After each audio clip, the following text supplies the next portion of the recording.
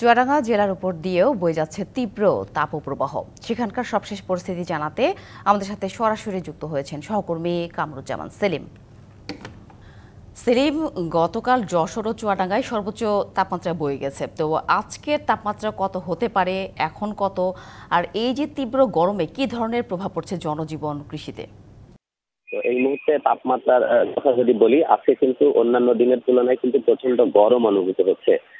এটা কিন্তু আমরা গতকালকে কিন্তু চুয়াডাঙ্গায় দ্বিতীয় সর্বোচ্চ তাপমাত্রা 42.4 ডিগ্রি সেলসিয়াস রেকর্ড করা হয়েছে। এ কারণে কিন্তু সবচেয়ে বিপাকে পড়েছে কিন্তু ছিন্নমূল এবং যারা শ্রমজীবী মানুষ রয়েছে তারা কিন্তু বেশি ভোগান্তির মধ্যে পড়েছে। এছাড়া কিন্তু আমরা এখন এই মুহূর্তে আছি চুয়াডাঙ্গা সদর হসপিটালে।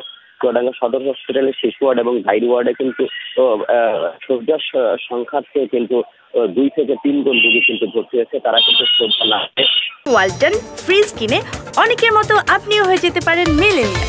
সেরা পণ্যের সেরা অফার। ফ্লোরের কিন্তু মানে এই মুহূর্তে সদর হাসপাতালে ডায়রিয়া এবং তাপজনিত রোগী কিন্তু ভর্তি রয়েছে। এর বেশিরভাগই শিশু এবং বয়স্ক। সাথে আরেকটি বিষয় যদি আপনাকে জানিয়ে রাখি, তাপদাহের মধ্যে গতকাল কিন্তু চুয়াডাঙ্গার দামোদরদায় কিন্তু দুজন চিকিৎসককে মারা যাওয়ার খবর আমরা কিন্তু পেয়েছি।